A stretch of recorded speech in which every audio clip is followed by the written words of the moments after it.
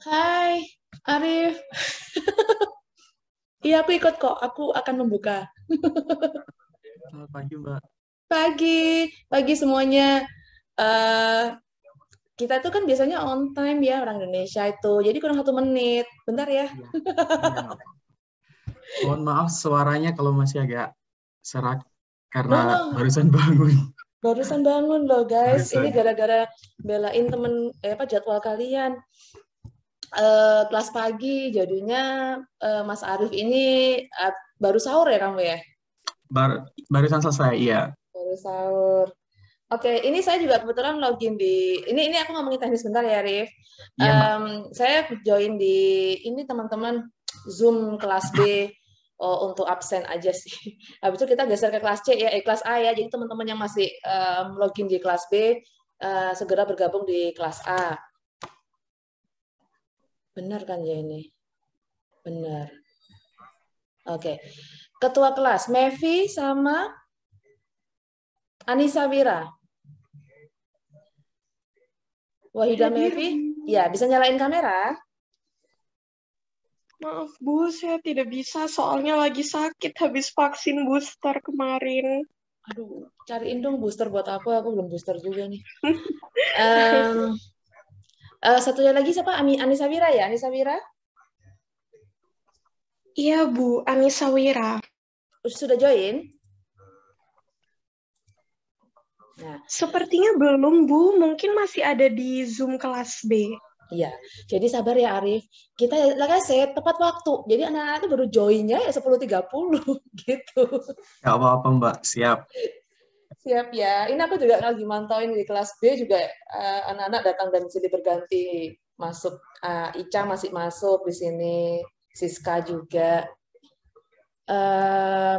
55. Kita total harusnya memang sampai 100 sekian. Jadinya Iya, nggak apa-apa. ya.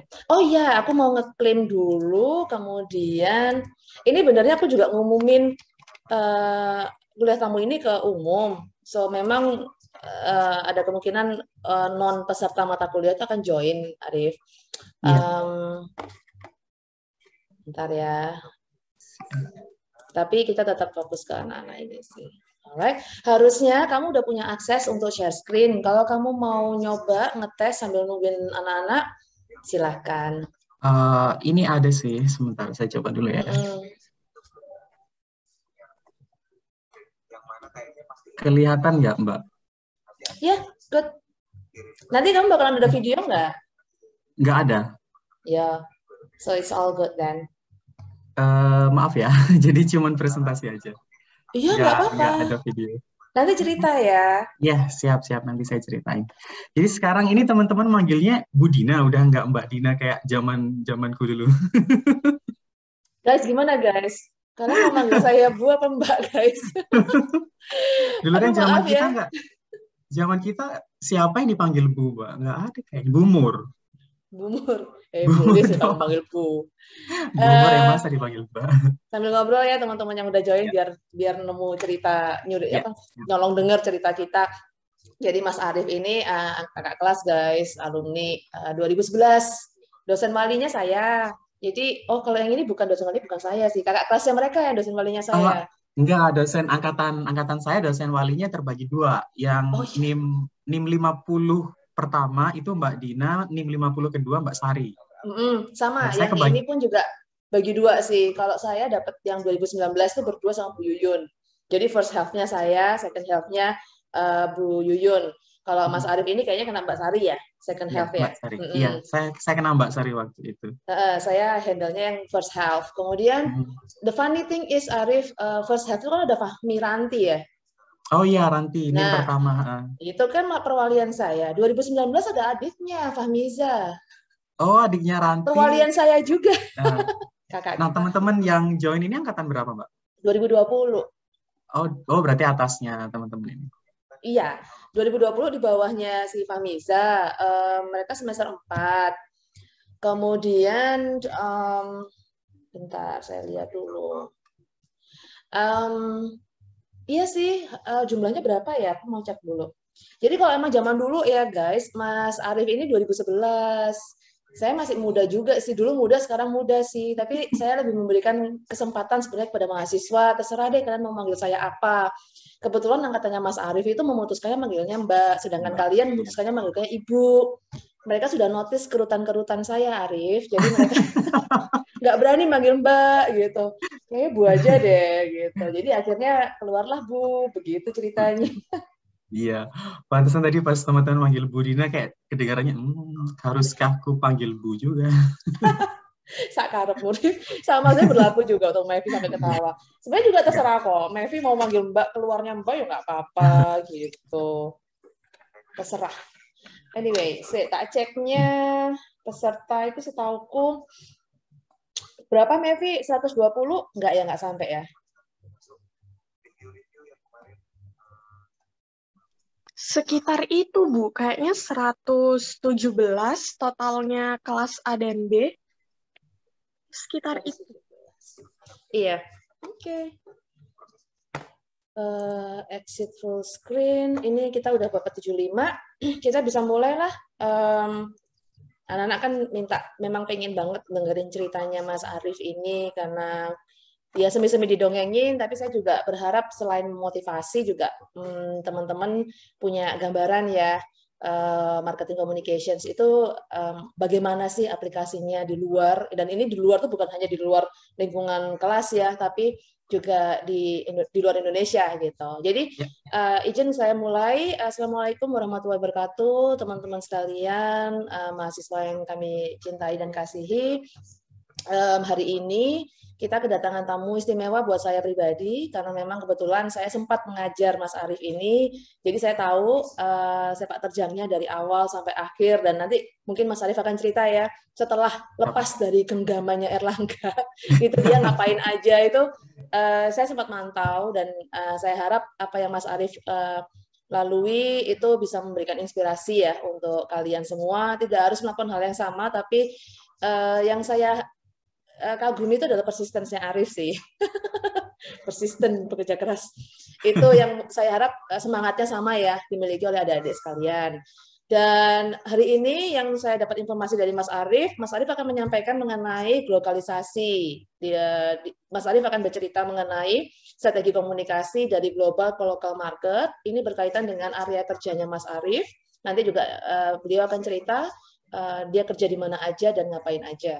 Harapan saya dari adik-adik sekalian juga, kalian lihat dan perhatikan konsep-konsep marketing apa yang harus dikuasai, teknik-teknik, strategi, dan sebagainya yang dipakai di dunia kerja, terutama di international market. Di situ nanti biar kalian punya gambaran yang lebih baik ya harapannya ketika mempelajari tentang komunikasi pemasaran. Jadi begitu Arief, memang in total there will be like 100 something, tapi ini slowly mereka bergabung. Mereka semester 4, ini adalah kelas Komsar pertama yang mereka ambil, jadi mereka masih belajar memang tentang konsep-konsep komunikasi pemasaran. Selanjutnya mereka tuh semester-semester berikutnya seperti yang Arief jalani, mereka tuh akan menghadapi perkuliahan mendalam seperti branding, komunikasi dan perilaku konsumen, kreatif periklanan, komunikasi masih sama. Iya masih sama. Kenapa ya? Sama. Yang beda cuma Komsar All yang dulu Arief nggak dapat, yang sekarang sudah ada itu komunikasi pemasaran online. Sedangkan yang lain masih memang nggak tahu. Bagus Mbak, masih relevan kok, masih relevan juga. Biar Arief tahu nanti mereka itu akan mengambil kreatif periklanan, komunikasi dan periklanan, advertising tuh, manajemen periklanan, perencanaan media, itu advance seperti itu. Oke, itu Arief. Saya akan berikan kesempatan ke Arief untuk memulai. Silakan. Terima kasih Mbak Dina. Selamat pagi teman-teman. Manggilnya teman-teman aja ya, meskipun bedanya lumayan jauh ya, 10 tahun. Saya mulai kuliah di komunikasi mulai kuliah tahun 2011. Nama saya Arief Siswanto. Tapi kalau di angkatan, nggak ada yang manggil saya Arief. Bahkan Mbak Dina pun juga sebenarnya nggak manggil saya Arief. Karena di angkatan saya Ariefnya ada 3, jadi dibedakan. Saya dipanggilnya Asis, singkatan dari Arief Siswanto. Saya lulus dari komunikasi, lulus tahun 2015. Kemudian setelah itu saya melanjutkan kuliah S2 di Polandia. dan melanjutkan kerja. Saat ini saya tinggal di Warsaw, Polandia. Saya sudah tinggal di sini selama 6 tahun. Jadi ya lumayan lama. Selama 1,5 jam ke depan, seperti yang Mbak Dina sudah sampaikan tadi, saya mau tidak hanya berbagi cerita, tapi juga sharing pengalaman, kemudian memberikan ilmu lah ya, sharing ilmu kepada teman-teman semua tentang konsep komunikasi pemasaran di kancah internasional, bisa dibilang seperti itu. Tapi fokus kita kali ini adalah globalisasi, komunikasi pemasaran, strategi dari brand global untuk diterapkan ke market lokal. Sebelum kelas ini saya juga sempat ngobrol sama Mbak Dina, nanya soal background teman-teman, angkatan berapa, semester berapa, kemudian kelas komunikasi pemasaran levelnya seperti apa. Ini sama waktu saya diajar Mbak Dina dulu sebelum beliau lanjut S3, sama semester 4 komunikasi pemasaran, jadi masih basic. Saya juga tidak akan menggunakan istilah-istilah yang istilahnya mungkin teman-teman belum tahu atau belum awam, dan selama proses presentasi kalau misalnya teman-teman ada pertanyaan langsung aja interrupt, langsung ngomong juga nggak apa-apa, jangan segan-segan kalau ada semisal pertanyaan apapun. Dan nanti juga di penghujung presentasi saya juga akan sharing beberapa link yang teman-teman mungkin nanti bisa tertarik untuk belajar lebih lanjut tentang komunikasi pemasaran. Dan kalaupun ada pertanyaan di luar itu, misalnya ada yang tertarik belajar di luar negeri misalnya, atau study exchange, silahkan tanya, nggak apa-apa. Saya akan bantu sebisa mungkin. Sebentar, gimana nih cara pindahnya nih? Oh ini. Ya, ini background pendidikan saya. Setelah lulus dari komunikasi 2015, saya sempat kerja setahun di Jakarta sebagai PR consultant di PR agency. Nanti akan saya jelaskan. Kemudian setahun setelahnya, tahun 2016, saya berangkat ke Polandia. Saya melanjutkan S2 di University of Opole, mengambil jurusan Intercultural Communication, programnya 2 tahun, dan selama program master saya juga join Erasmus Exchange Program di Spanyol, di University of Vic, Vic bacanya ya kalau versi Spanyolnya, bahasa Spanyol untuk kampus ini Universitat de Vic. Saya ngambil program di Business and Communication, waktu itu fokus lebih ke PR, advertising, kemudian branding. Fokusnya mirip banget sama konsentrasi saya di komunikasi UNER. Sementara yang di Opole itu gabungan sih antara corporate juga sama media and culture, antropologi, komunikasi, ekonomi, seperti itu.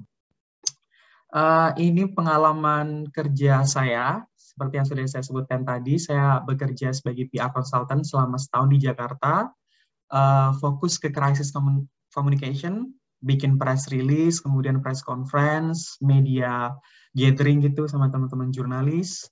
Kemudian selama saya kuliah, saya juga magang di Berlin, Jerman, di Eurosender sebagai marketing internship. Eurosender itu semacam logistik company, kalau di Indonesia mungkin kayak JNE gitu kali ya.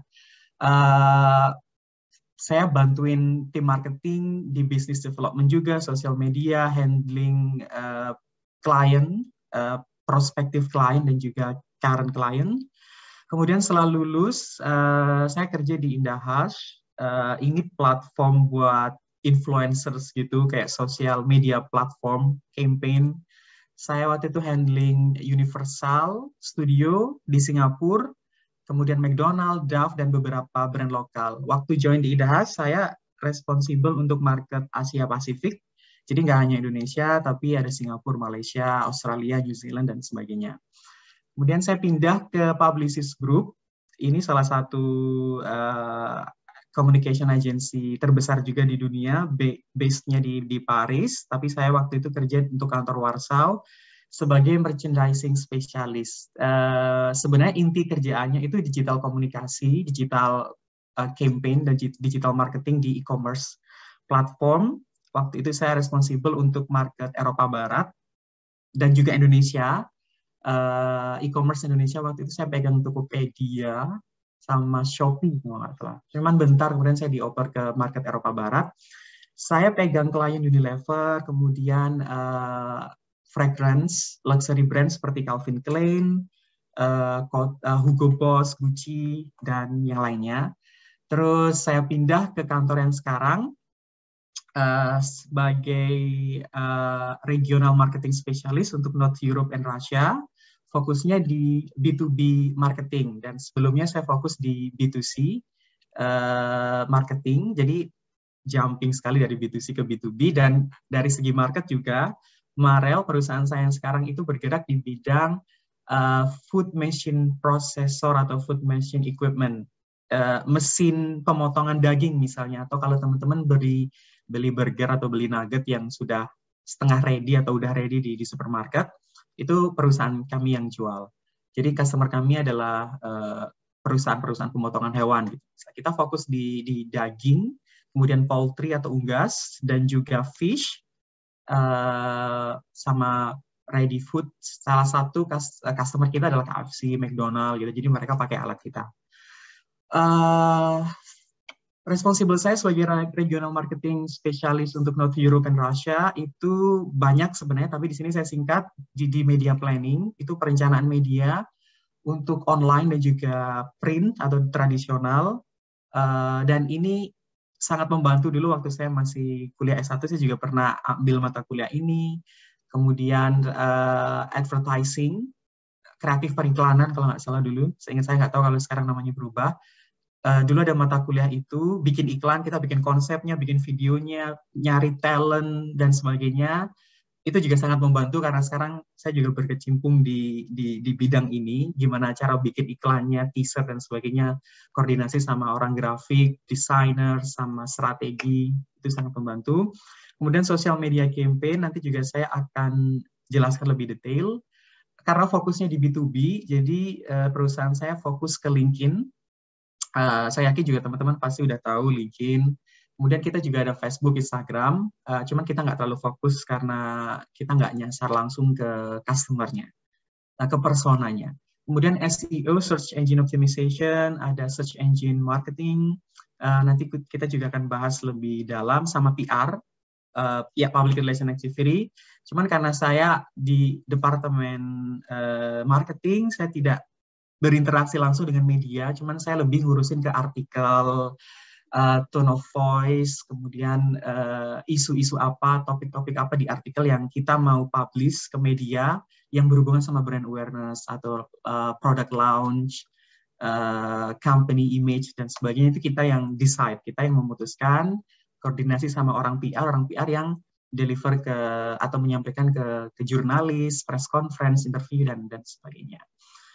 Ini salah satu portfolio kerjaan-kerjaan saya sebelumnya yang sempat saya sebutkan, fragrance atau parfum, itu ini kita bikin, saya nggak bikin desainnya, cuman saya sebagai project lead itu mengkoordinasi semuanya, mulai dari teksnya, kemudian dari gambarnya, koordinasi sama orang strategi, sama orang IT, karena ini berhubungan sama digital platform, e-commerce, atau marketplace. Saya nggak langsung gerak di desa, tapi saya yang lebih ngarahin, ini maunya apa sih, enaknya gimana. Misalnya masing-masing brand punya identitas ya. Semisal Calvin Klein Eternity itu kan identitinya luxury, kemudian strong ya kalau untuk male, untuk female kan feminim, tapi tetap sisi-sisi kemewahannya itu ada karena parfumnya lumayan juga harganya. Terus sementara Davidoff itu sedikit lebih apa ya, lebih fresh, lebih bisa dijangkau untuk kalangan-kalangan, semua kalangan lah misalnya. Jadi itulah contohnya, masing-masing brand itu punya identity sendiri dan kita harus menyampaikan itu secara visual, juga secara teks. Nah itu bagian dari kerjaan kita. Kemudian di pekerjaan saya yang baru, jumping sekali ya dari sebelumnya saya lihat model-model cantik dan ganteng, terus sekarang saya lihat potongan daging. Itu sangat kontras sekali. Ya mau gimana lagi. Ini salah satu contohnya. Ini advertising kita di salah satu majalah di Jerman. Kita cutting connects. Jadi waktu itu kita mau launching produk nyasar market Jerman, DACH market sebenarnya. DACH itu German speaking country, DACH itu Deutschland, A-nya Austria, CH-nya itu Switzerland. Jadi 3 negara yang menggunakan bahasa Jerman, kita sasar semuanya. Ini salah satu contoh iklan yang kita pasang waktu itu. Dan di agenda meeting kali ini atau kelas kali ini kita akan bahas tentang globalisasi, apa itu globalisasi, kemudian strateginya, goals, gimana cara setting goals, mengukur goals-nya atau kita sebut KPI, Key Performance Indicators, sama setelah campaign-nya itu kita mau ngapain. Action-action apa yang harus kita lakukan, koordinasi sama stakeholders. Teman-teman kalau misalnya ada yang mau tanya, ya jangan lupa ya langsung aja mic-nya diaktifkan, langsung bertanya nggak apa-apa, silahkan. Nah, globalisasi itu konsep yang menurut saya sangat-sangat perlu dilakukan, apalagi bagi brand-brand internasional ya. Seperti misalnya yang awam di kalangan teman-teman, saya yakin kayak brand Adidas atau Nike, brand yang sudah ternama lah ya intinya. Menurut saya mereka perlu melakukan globalisasi. Globalisasi itu menurut pemahaman saya, dan sebenarnya saya mau ingatkan, saya tidak akan berbicara soal teori, karena saya bukan expertnya, jadi lebih ke pemahaman saya sebagai budak korporat. Gimana sih pemahaman konsep-konsep yang dulu saya, atau teman-teman sekarang lagi pelajari, itu pengaplikasinya gimana. Kalau soal teori, ada Ibu Dina di sini, jadi nanti silakan tanya. Globalisasi menurut pemahaman saya itu lebih ke konsep gimana kita menerapkan strategi pemasaran dari brand global untuk diimplementasikan ke local market, ya. Karena masing-masing brand, masing-masing perusahaan mereka punya pemetaan market tersendiri, dan tidak semua brand itu bisa diimplementasikan ke semua market. Misalnya Adidas yang merek terbaru atau keluaran terbaru itu mungkin hanya menyasar market-market tertentu. Kita tahu misalnya Asia atau misalnya cuman Eropa atau cuman Amerika. Nah, itulah yang harus kita pelajari, kita harus mengerti. Sebelum kita menentukan strategi komunikasinya atau jenis-jenis campaign, jenis aktivitasnya seperti apa, itu yang harus kita pelajari dari globalisasi. Poin-poin apa yang harus jadi pertimbangan. Semisal kayak di sini saya sudah mention beberapa, nanti kita bahas lebih lanjut kayak local custom atau ini penduduk, aduh bahasa Indonesianya apa ya local custom itu, budaya lah ya, intinya kebiasaan-kebiasaan atau behaviornya seperti apa, kan itu mempengaruhi nanti ya strategi kita. Kita perlu tahu nih orang-orang di market kita tuh gimana sih kebiasaannya yang berhubungan sama produk kita. Itu kita perlu pelajari. Kemudian kebutuhan mereka apa, behavior mereka, demografik, psikologi, dan sebagainya, sama demografik, sama lokasi. Lokasi ini menurut saya penting banget. Pengalaman saya waktu masih kerja di agensi, Publicis Group, saya waktu itu, untuk market Indonesia, kita kan bikin konten yang seperti di portfolio yang saya tunjukkan tadi, begitu bagus ya, indah menurut saya. Nah, waktu itu kita implementasikan ke Indonesia, ke Tokopedia atau Shopee waktu itu, dan karena terkendala akses internet yang tidak memadai, apalagi kalau ada yang tinggal di daerah terpencil, misalnya di pulau, itu proses loadingnya untuk menunjukkan hasil untuk menunjukkan gambar atau material iklan kita tadi itu lama. Jadi intinya tidak tersampaikan pesannya karena terkadang loading internetnya nggak jalan, akhirnya customer kan nggak mau nunggu lama, ya udahlah skip aja. Waktu itu jadi bahan evaluasi kita untuk demografik tertentu, untuk kawasan-kawasan tertentu kita perlu tahu, apalagi komunikasi atau jenis kegiatan online ya, kita perlu tahu gimana sih akses internetnya. Kalau memang akses internetnya tidak begitu bagus, ya sudah kita bikin konten yang simpel-simpel aja. Tapi kalau akses internetnya bagus, kayak teman-teman yang tinggal di kota besar, Surabaya, Jakarta, silahkan bikin konten yang bagus, nggak apa-apa. Itu pengalaman bagus, maksudnya nilai atau value yang bisa diterapkan ya untuk campaign-campaign selanjutnya misalnya. Ini nih contoh globalisasi, gimana menerapkan brand lokal, strateginya untuk diterapkan di market lokal. Contoh gampangnya McDonald, itu udah contoh paling awam. contoh ini juga udah digunakan ketika waktu saya kuliah dulu. Mbak Dina juga udah pernah menggunakan contoh ini, jadi semua orang udah tahu lah ya. Kalau teman-teman yang udah pernah ke luar negeri, nggak bakal nemuin McDonald yang menunya nasi, karena orang sini nggak makan nasi. Di Singapura, seingat saya juga udah nggak ada nasi. Atau di McDonald Indonesia kan ada bubur ya, seingat saya. Menu-menu lokal seperti itulah yang diterapkan sama McDonald. Jadi mereka mau mendapatkan customer attention dengan cara menyiapkan atau menyajikan menu-menu sesuai dengan lidah lokal gitu. Kita tunggu aja, mungkin McDonald habis ini ada menu gado-gado, siapa tahu ya kan. Di sini ada yang dicontoh, ini menu Maroko, kemudian ada Jepang, ada UK, Turki, India. Kalau di India udah pasti kare ya kan. Kemudian di Hong Kong, Meksiko, ini payas, quesadilla mungkin gitu. Kemudian Nike, ini kan yang Nike baju itu kan customize sepatu ya. Jadi teman-teman bisa desain sendiri sesuai dengan kemauan teman-teman. Nggak tahu kalau di Indonesia ada apa enggak websitenya seperti ini. Kalau di sini ada. Jadi teman-teman bisa desain sendiri. Atau mungkin di Indonesia saya yakin juga brand-brand lokal mereka juga sekarang udah berinovasi yang memberikan kesempatan buat customer-nya untuk desain sesuai dengan keinginan mereka sendiri. Kemudian kalau di Spotify ada listening by everything. Itu lebih ke kita yang bisa setting sendiri kan keinginan teman-teman mendengarkan musik jenis apa. Oh, ada yang bales Aurelio, ada tapi teksnya gede. Ya, itu pasti. Terima kasih Aurelio untuk insight-nya. Sebentar, ini di close dulu kali ya. Ya. Maaf. Ini gimana cara pindahnya ya? Oh, sebentar. Oh ya, ini benar. Itulah tadi contoh dari globalisasi. Kemudian sekarang kita ke slide selanjutnya, strategi komunikasi pemasaran seperti apa yang kita harus pikirkan ya untuk menarik atensi market atau atensi pasar. Banyak sebenarnya, tapi saya singkat 4 poin aja. Yang pertama, know your products and customers, seperti yang sudah saya singgung sebelumnya tadi.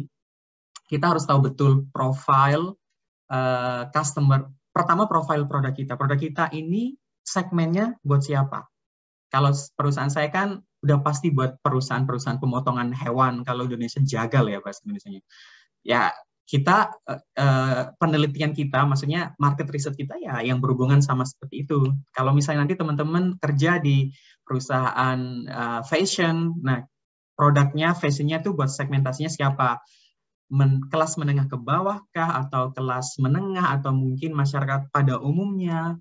Kemudian selain itu geografi, yang tadi sudah sempat saya singgung, contohnya di kasus saya tadi internet, kemudian pemetaan marketnya, produk ini mau di launching atau mau diproduksi, dipasarkan untuk market mana aja, itu juga penting untuk diketahui. Kemudian behaviornya si customer. Kalau misalnya teman-teman mau jualan produk, misalnya kayak tadi contohnya mau jualan parfum Calvin Klein atau parfum Hugo Boss atau Davidoff, misalnya, teman-teman harus tahu dulu nih perilaku konsumennya seperti apa. Masyarakat, orang-orang yang pakai Calvin Klein misalnya, itu profilnya seperti apa sih? Orang-orang, misalnya orang-orang elegan atau orang-orang kantoran atau mahasiswa kah, atau teman-teman dengan background yang lain. Kemudian psikografik itu juga penting, berhubungan juga sama behavior. Dan kalau teman-teman tertarik lebih lanjut, nanti kalau masih ada, bisa ambil mata kuliah perilaku konsumen. Itu berpengaruh juga dan sangat membantu. Kalau dulu di zaman saya itu ada risetnya, kita kayak nyebar kuesioner, mungkin sekarang juga masih ada. Sama mungkin metodenya atau mungkin di-improve lagi. Jadi itu sangat membantu untuk proses awal pemetaan produk sama customer. Kemudian local language itu juga sangat penting.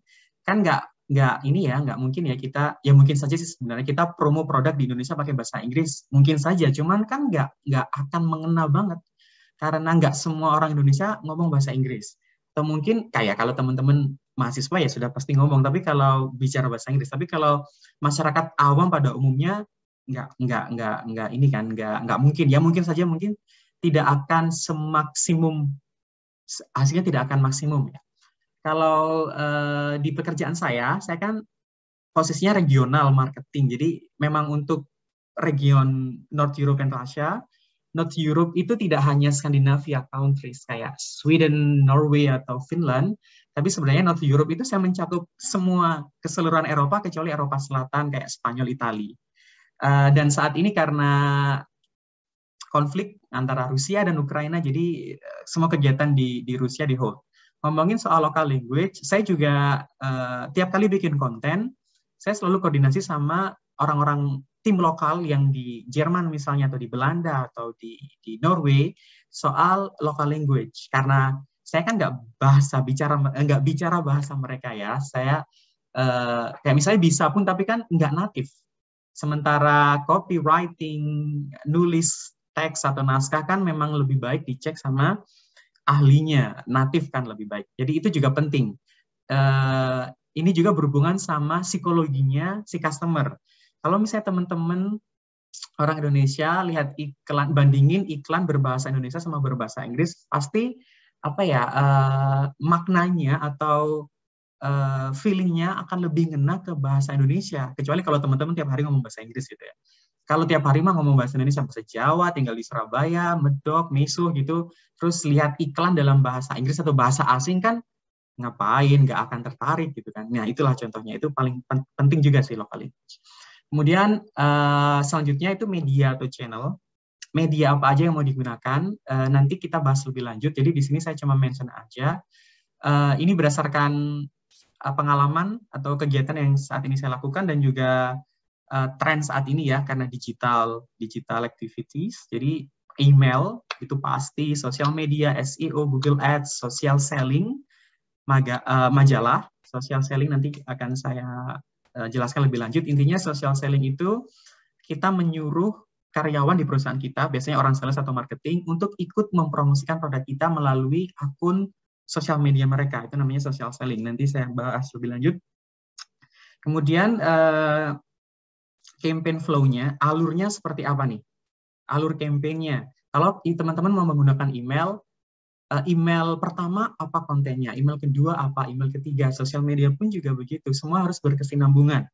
Nanti di slide selanjutnya saya akan berikan contoh campaign flow. Kemudian stakeholders, itu juga sangat penting. Stakeholders nggak harus melulu orang-orang internal, karena ada dua macam.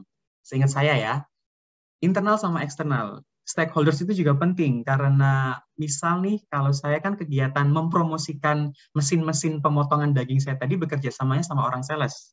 Karena intinya kegiatan saya membantu orang sales mempromosikan produk mereka, sehingga mereka bisa menjual produk lebih banyak.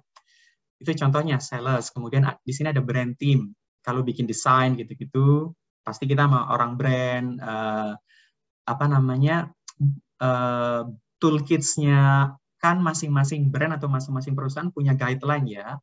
Gimana sih penempatan logo yang baik? Nah, kalau teman-teman yang tertarik atau fokus sama advertising, pasti nanti akan ada tuh mata kuliah logo, desain, dan sebagainya. Masih gak biasanya. Kemudian ada sales team sama external agency. Kalau kegiatannya banyak, kayak saya lumayan, kegiatannya banyak, campaign-nya banyak, kita nggak bisa nge-handle semuanya sendiri. Karena kita kerja cuma 8 jam per hari, dan di kantor saya,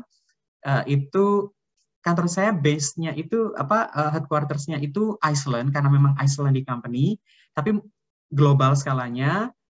Jadi tim saya ada yang di Belanda, ada yang di Denmark, ada yang di US, ada yang di Brasil. Kita perusahaan gede, kemudian kita nggak bisa handle semuanya, kerja kita cuma 8 jam, kita nggak boleh lebih dari 8 jam. Kan itu udah peraturan dari company, nggak ada lembur, nggak ada apa, setelah 8 jam tutup laptop, udah ada email, balesnya besok, jadi nggak ada lembur, nggak kayak di Indonesia pengalaman saya waktu di Jakarta dulu yang sampai malam-malam gitu, nunggu macet, kita nggak ada. Jadi limit kan, mau nggak mau kita harus kerjasama dengan external agency. Mereka yang bantu kita. Kalau di campaigns yang kita kerjakan, yang saat ini saya kerjakan, itu sangat membantu sih external agency. Mereka sangat membantu, apalagi bisa dibilang mereka expert ya. Mereka knowledge-nya tentang ilmu atau tentang bidang ini sangat expert. Jadi kita butuh bantuan mereka. Ini contoh alur kampanyenya. Ini dari kampanye yang sekarang saya kerjakan. Saat ini saya lagi mempromosikan produk food processor atau equipments untuk bikin patty burger. Ini alurnya, jadi bisa dilihat di sebelah kiri. Sebelum campaign kita ngapain? Kita training orang sales dulu, kita jelasin ke mereka. Teman-teman sales, kita mau ada campaign nih, promosiin produk kalian, ini. Kita mau tahu, misal nih campaign ini mau diterapkan di Jerman atau di Polandia. Kita mau tahu di Polandia sama di Jerman, produk yang mau kita promosikan ini, knowledge-nya seperti apa? Maksudnya customer knowledge-nya seperti apa? Brand knowledge-nya, brand awareness-nya. Orang-orang tuh tahu produk kita sejauh mana. Kalau misalnya, mereka nggak tahu sama sekali, ya udah berarti kita harus mulai dari awal, brand awareness, building brand knowledge dan sebagainya. Kalau misalnya di Polandia mereka nggak tahu sama sekali, sementara di Jerman mereka tahu, tapi kita punya kompetitor yang lebih murah misalnya, atau kompetitor ini sudah berkecimpung lama di bidang ini. Nah, itu strateginya beda lagi. Ini yang perlu kita lakukan sebelum campaign. Kita perlu pemetaan dulu, cari tahu kondisi apa, background story-nya seperti apa. Begitu udah tahu, baru kita setting aktivitasnya. EDM itu electronic direct mail atau email lah ya. Kita nyebutnya EDM, nggak tahu aja, tim saya nyebutnya EDM, padahal email aja. Misalnya kita menggunakan email, kemudian menggunakan sosial media atau LinkedIn, kemudian social selling, advertising, sama SEO. Kita kasih contoh email dulu nih. Kita goals-nya misalnya mau bikin brand awareness. Email yang pertama kita mau ngapain dulu nih? Karena kita mau bikin brand awareness, alangkah lebih baik kita nggak harus langsung promosiin produk kita, karena kalau misalnya kita langsung nyebutin mesinnya atau nyebutin produknya ke market, mereka pasti bertanya-tanya, ini siapa nih, perusahaan apa kok tiba-tiba nyebut mention si mesin atau mention produknya. Itu menurut saya kurang efisien. Jadi yang pertama kita perlu kenalin dulu nih siapa kita. Katakanlah Marel as a full line supplier atau sebagai penyedia mesin dari full line dari proses A sampai Z gitu. Itu bisa di email pertama. Email kedua mungkin kita mau mention sedikit fokus kita ke daging, fokus kita ke ikan, ke unggas. Kemudian yang ketiga kita baru tuh bisa mention produk kita itu keunggulannya gini. Itu email contohnya. Kemudian di LinkedIn, advertising yang lain sama alurnya. Kita harus terkoneksi satu sama lain, dan setiap kali ada kegiatan marketing, misal email pertama, itu setelah selesai dikirim, kita bisa evaluasi tuh gimana hasilnya. Hasil evaluasi bisa kita jadikan acuan untuk aktivitas kedua dan selanjutnya. Social selling, tadi sempat saya singgung. Itu penting banget, social selling. Social selling itu sebenarnya intinya bagian dari brand awareness. Tergantung sih. Kalau misalnya untuk campaign ini, karena sekarang kan kita bicara soal campaign ini ya, mau jual mesin gitu. Social selling-nya itu lebih ke brand awareness. Karena kita mau minta bantuan orang-orang sales atau karyawan kita yang punya akun LinkedIn untuk ikut mempromosikan kita. Kenapa? Karena mereka punya koneksi. Pertama, dan koneksi masing-masing akun atau masing-masing karyawan itu berbeda. Ya, mungkin ada mutual connection, tapi kan nggak banyak. Itu perlu kita manfaatkan nih resources ini. Jadi, kita bilang tuh ke orang sales atau ke orang marketing, kita bikin tuh pemetaan, ini ada konten. Konten pertama, silakan di-post ya hari ini. Konten kedua, 2 minggu lagi. Konten ketiga, ini. Dan yang paling penting, yang paling penting untuk dipertimbangkan juga adalah timingnya. Kenapa timing penting? Karena andai kata orang sales ada 10 tuh, kita suruh mereka semua posting dalam waktu yang bersamaan, nanti itu nggak bagus karena kontennya akan overwhelm, atau apa ya bahasa Indonesianya tuh, berlebihan lah ya. Ada tuh istilahnya di teori komunikasi, cuma saya lupa redundansi atau apa, lupa. Ada kan kayak berlebihan informasinya too much. Jadi itu juga orang-orang akan ngapain nih orang karyawan dari perusahaan ini kayak posting informasinya sama di waktu yang bersamaan, orang-orang juga bakal annoying ya, akan terganggu. Itu juga paling penting. Kemudian advertising, ini sama sih, ini advertising di majalah ya, majalah lokal. nanti ada pembahasannya lebih lanjut sama SEO, Search Engine Optimization. Mungkin ada teman-teman yang sudah pernah tahu atau belum pernah tahu. Jadi SEO gampangnya itu kita mau mempromosikan produk kita supaya ada di Google Search Result. Jadi kalau misalnya dengan keywords tertentu ya, kalau misalnya ada orang ngetik daging atau ngetik mesin burger atau mesin nuggets, nanti landing page kita atau website kita itu muncul di katakanlah halaman pertama atau halaman kedua gitu, atau di halaman pertama tapi di top 3 atau di 3 paling atas. Itu kegiatan SEO. Sebenarnya kegiatan SEO itu kompleks, cuman di sini saya mention yang dasar-dasarnya aja. Nah, dari semua kegiatan komunikasi ini, semuanya bermuara di ini, action atau CTA, call to action. Actionnya apa aja? Kita mau mengarahkan si customer tuh kemana setelah semua aktivitas itu.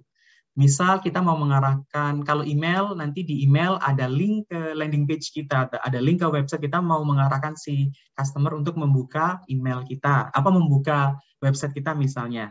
Begitupun sosial media ataupun search engine, atau kita mau mereka itu sign up untuk newsletter, atau sign up untuk kontak lebih lanjut, tertarik. Karena data, sign up kan sebenarnya simple ya, nama, name, surname, kemudian email, itu penting sih. Kedengarannya simple, tapi itu data. Dengan data itu, customer yang sudah sign up, kan kita bisa menggunakan data itu untuk promosi-promosi selanjutnya.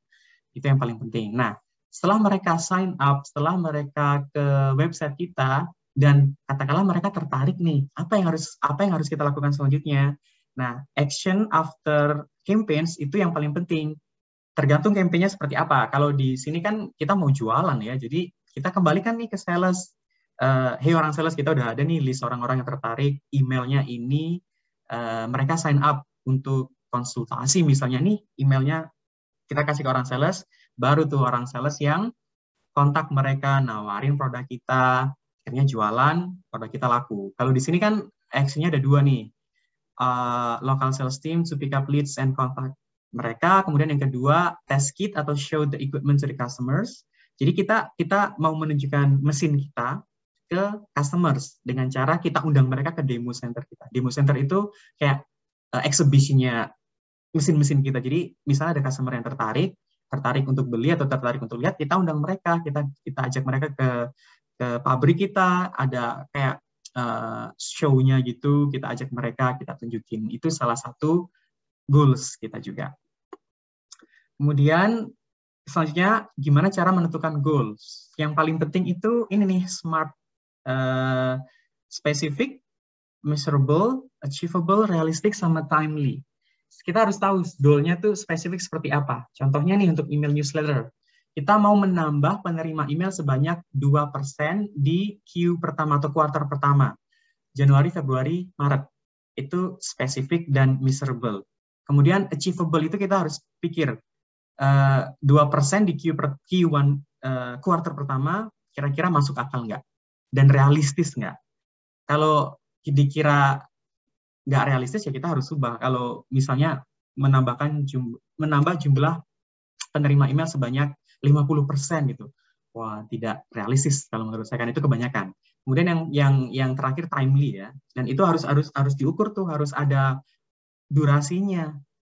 Kayak gini nih, misalnya selama kuartal pertama dan kedua, per tahun dan sebagainya. Jadi harus jelas, spesifik, kemudian realistis dan jelas periode waktunya seperti apa. Ini contoh email newsletter. Goalsnya saya kasih contoh satu aja. Kemudian sosial media mau nambah engagement rate, mau nambah jumlah like, comments, sharing dan sebagainya. SEO, organic traffic itu kalau misalnya contohnya kalau tadi kita pakai keywords mesin, kemudian website kita udah muncul di halaman pertama atau top 3, top 5, itu namanya organic traffic. Hasil yang muncul melalui search keyword yang kita lakukan di Google. Kalau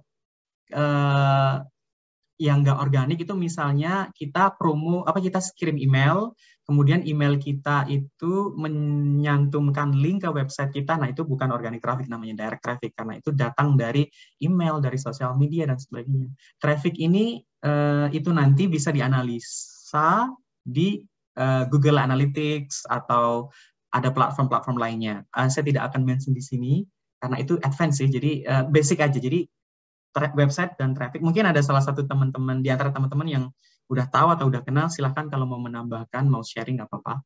Jadi intinya Google Traffic yang saat ini kita lakukan untuk project ini misalnya, itu untuk menambah organic trafficnya misalnya 5% per tahun. Menurut saya 5% realistik sih, tapi tergantung kondisi perusahaannya, market, dan sebagainya. Nah, untuk print ad sama PR, mungkin Mbak Dina bisa mengoreksi kalau saya salah. Ini agak tricky, agak sulit untuk mengukur efektivitasnya, karena tidak seperti kegiatan komunikasi yang lain, karena mereka kan semua pakai data ya.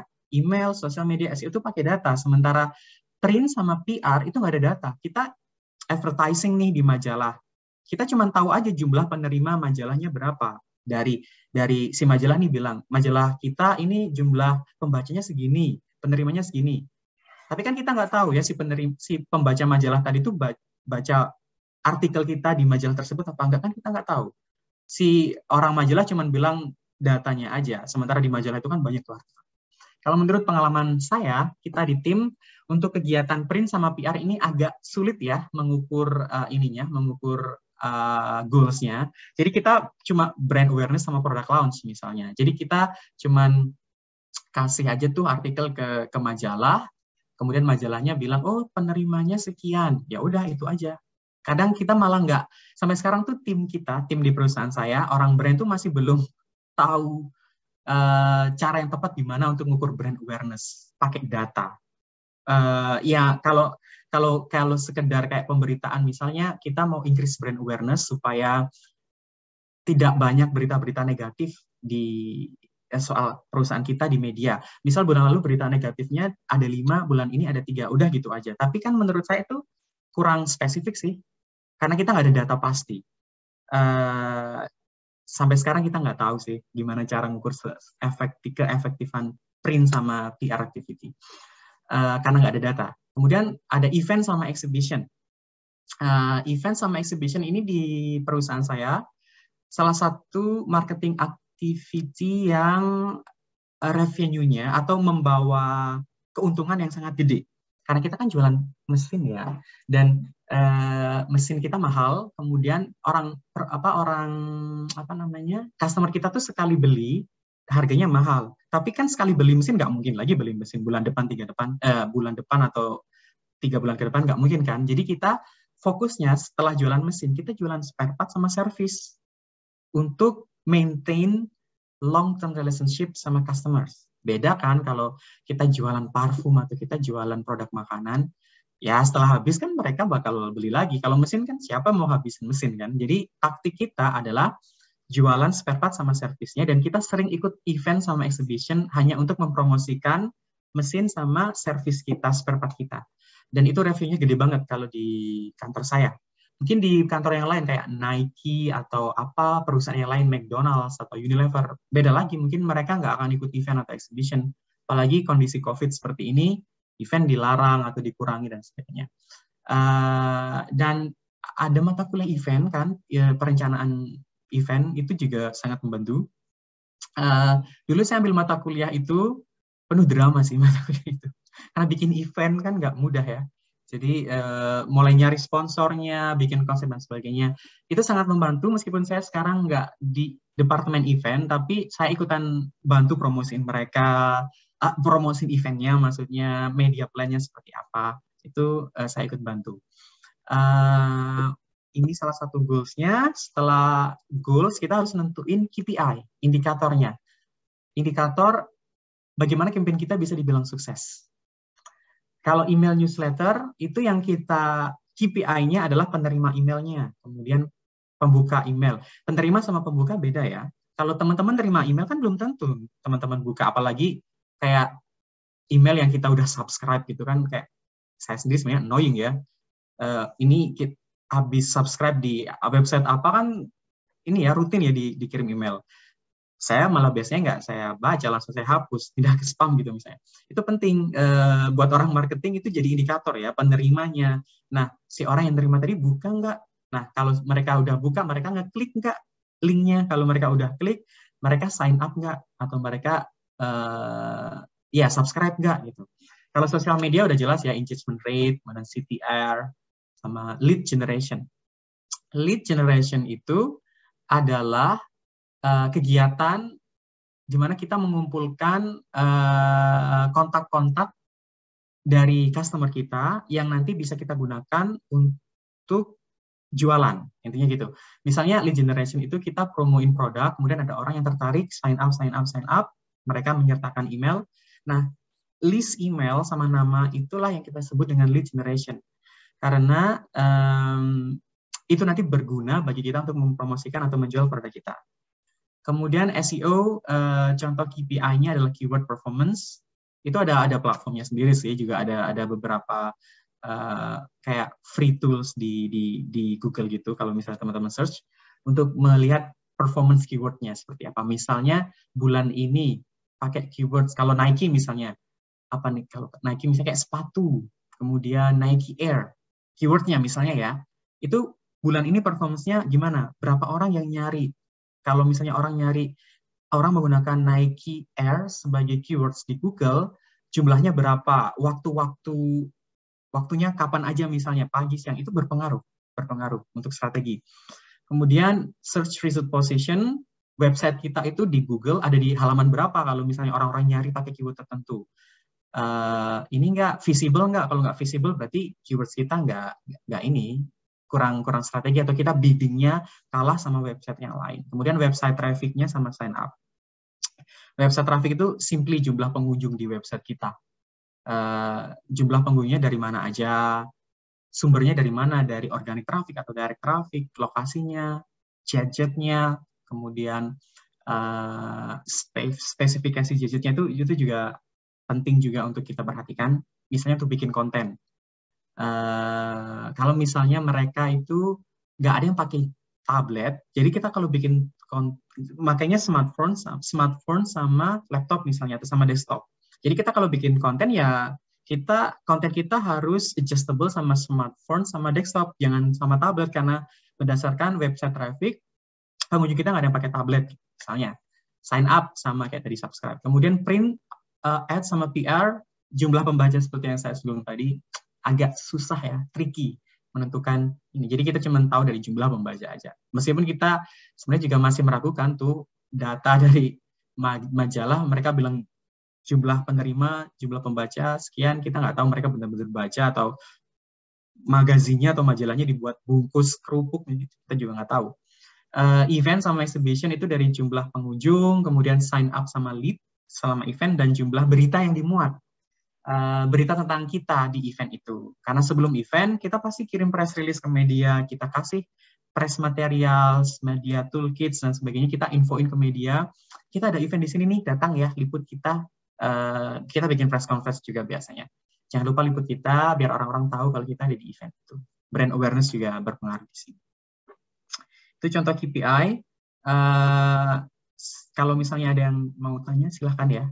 Kemudian ini salah satu contoh campaigns. Kalau email marketing, jadi tadi kan kita udah nentuin campaign flow-nya apa, setelah itu kita nentuin goal, setelah itu KPI, baru action-nya nih sekarang. Email marketing, salah satu contoh kegiatan atau contoh aktivitas di email marketing campaign itu apa aja, misalnya sign up email atau newsletter, kemudian magazine newsletter atau email marketing automation. Kalau sign up ya udahlah ya, kita kirim email atau newsletter itu biar orang-orang subscribe. Kalau magazine ini kita kerjasama dengan majalah, karena sekarang ini majalah itu kan nggak hanya versi print aja ya, tapi ada versi digital. Biasanya mereka itu juga menyediakan jasa-jasa newsletter. Saya biasanya di-approach langsung sama orang majalah, mereka tuh ngasih red card, mereka ngasih harga atau nawarin, ini ada, kita mau ngasih newsletter ini bulan ini, lo mau pasang iklan nggak? Gitu intinya. Itu juga bisa kita gunakan.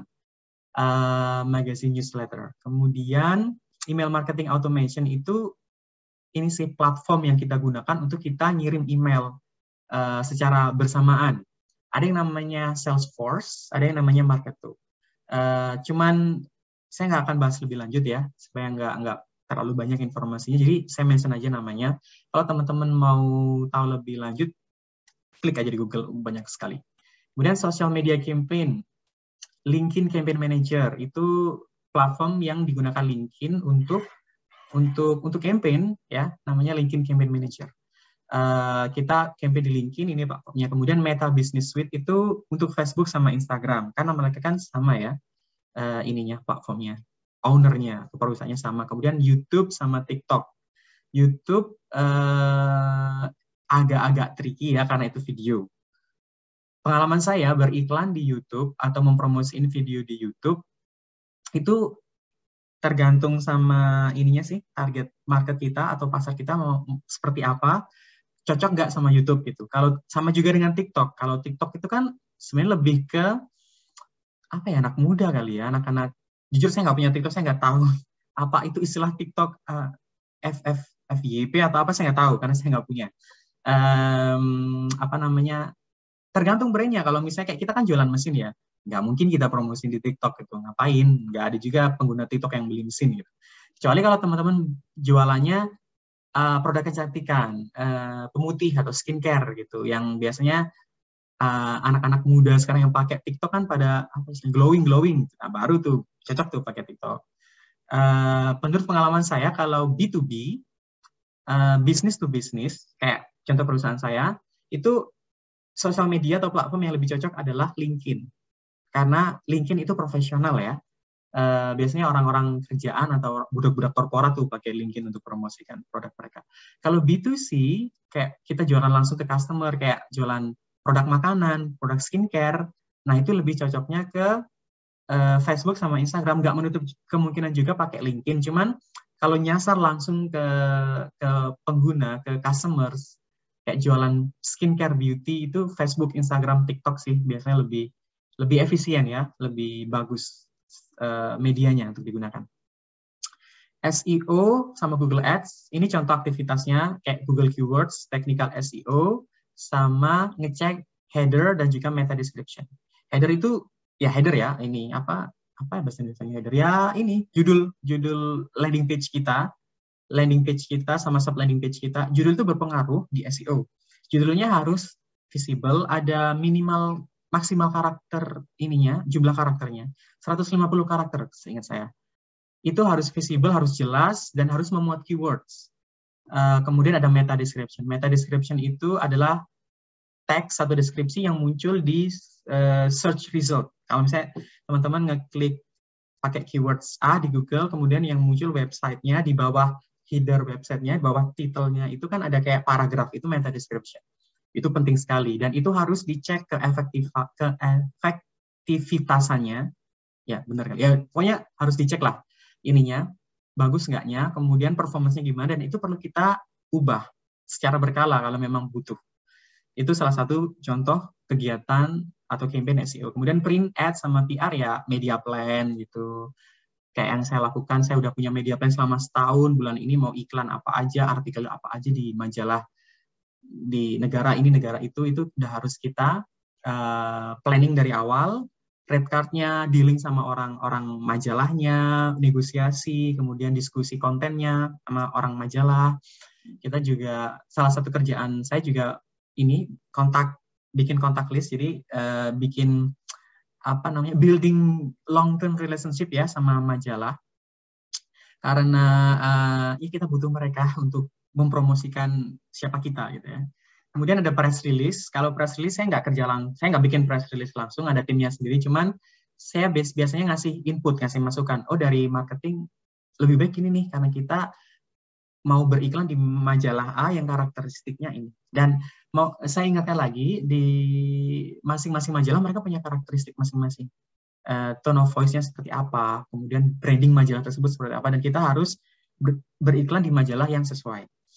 Itu biasanya kita diskusinya sama orang departemen PR sama departemen komunikasi. Kemudian event sama exhibition, ya kita harus nentuin tema eventnya apa nih.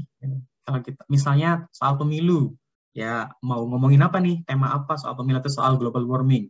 Atau soal apa? COVID misalnya. Kemudian message, pesan apa sih yang mau disampaikan di event itu, dan juga kalau sekarang di kegiatan yang saya lakukan itu penting juga kita nge-training orang sales. Jadi kita bilang nih sama orang-orang sales, di event kita pesannya ini, temanya ini, jadi ini aja nih yang harus disampaikan, jangan bicara di luar ranah atau di luar topik. Ini ya intinya ini. Jadi kita ngasih tahu ke orang sales bahwa event dan exhibition yang akan kita lakukan seperti ini, pesannya seperti ini. Kalau teman-teman kan peminatan di departemen komunikasi, saya nggak tahu ya kalau sekarang. Kalau dulu kan ada korporat sama media. Ya. Masih sama. Masih sama ya Mbak ya? Ya. Mungkin kalau bagus. Mungkin kalau teman-teman kayak mikir atau lihat saya, wah ini Mas ini ngomong apa sih, semua soal korporat atau apa gitu, nggak ada berhubungan sama media, sama jurnalis atau desain. Bisa dibilang iya, tapi sebenarnya berkesinambungan. Dan sharing juga. Di angkatan saya dulu yang kuliahnya fokusnya ke media misalnya, mereka tuh ambilnya kayak jurnalis, desain, bikin film, lalalala. Ujung-ujungnya sekarang mereka kerja di korporat. Ada yang jadi PR juga. Dulunya ambilnya apa ya, kayak ini banget lah, anak-anak media banget lah, bikin film, bikin apa. Sekarang kerja jadi PR, ada. Jadi kalau teman-teman mikirnya, wah ini nggak berhubungan sama konsentrasi saya mau ambil jurnalis misalnya, saya mau ambil desain gitu. Ada hubungannya meskipun tidak banyak, tapi berkesinambungan kayak sama jurnalis. Teman-teman kalau mau jadi jurnalis harus mengetahui apa berita yang mau ditulis.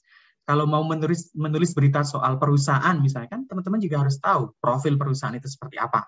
Kalau mau teman-teman yang tertarik di kafe misalnya, desain, ya pasti berhubungan sama orang marketing pasti, karena desain logo, desain semua gambar itu kan intinya kita merepresentasikan brand, merepresentasikan perusahaan.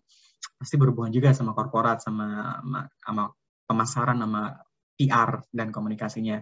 Atau teman-teman yang tertarik bikin video, bikin film, bikin iklan, itu juga pasti berhubungan sama kita, karena video yang teman-teman bikin juga intinya merepresentasikan perusahaan itu seperti apa. Jadi semua berkesinambungan. Apa ya istilahnya, multidisipliner atau interdisipliner, saya kurang paham, lupa. Intinya itu, berkesinambungan lah semuanya. Tapi memang ya sesuai passion lah ya, kalau teman-teman emang sukanya di DKV, ya nggak apa-apa, DKV aja. Atau suka di PR, suka brandingan gitu, atau suka jaga image gitu. Kalau PR kan dulu waktu zaman kuliah gitu, di angkatan saya pembedanya gitu, wah ini anak PR sok-sokan jaga image. Kalau udah kerja, kalau udah lulus, semua terbantahkan. Jadi terserah teman-teman fokusnya apa, tapi saya mau ingatkan semua itu berkesinambungan. Jadi semoga aja yang saya sampaikan ini juga nanti bermanfaat ya buat teman-teman semua. Nah, yang paling penting juga adalah setelah campaign kita mau ngapain, ya kan? Pertama report, laporan itu penting karena kita harus ngecek datanya, kemudian kita analisis hasilnya sesuai nggak dengan KPI tadi, sesuai nggak dengan indikator-indikator yang kita sudah tentukan tadi. Kemudian dalam menganalisa report itu kita juga akan bekerja sama dengan stakeholder internal atau eksternal. Kalau teman-teman kerjasama dengan agensi, ya pasti agensi ngasih saran dalam menganalisa. Kalau teman-teman sama orang sales atau sama departemen yang lain, itu juga nanti menganalisnya bareng-bareng sama mereka. Campaign ini report, iya benar. Report ini penting, maksudnya report ini penting karena ini akan menjadi data kita untuk campaign selanjutnya, untuk jadi bahan evaluasi. Learning outcome-nya seperti apa. Campaign pertama kita ini nggak maksimal, karena misalnya di LinkedIn atau di sosial media atau Instagram, kita nggak banyak dapat engagement rate, nggak banyak orang yang nge-like, nggak banyak orang yang sharing atau komen. Kenapa? Setelah kita evaluasi, ternyata timing kita dalam posting nggak tepat. Kalau teman-teman posting di Instagram atau di Facebook itu sebenarnya kan ada timing tertentu yang tepat ya, berdasarkan jumlah followers. Mungkin ada salah satu di antara teman-teman yang influencers misalnya, followersnya banyak tuh, puluhan ribu atau ratusan ribu. Teman-teman harus cek dulu kan, mereka aktifnya jam berapa aja. Sama kalau kita campaign sama perusahaan kita juga gitu. Kita harus cari timing yang tepat supaya dapat engagement rate sama CTR yang banyak atau yang maksimal. Itu juga paling penting. Learning outcome-nya seperti apa.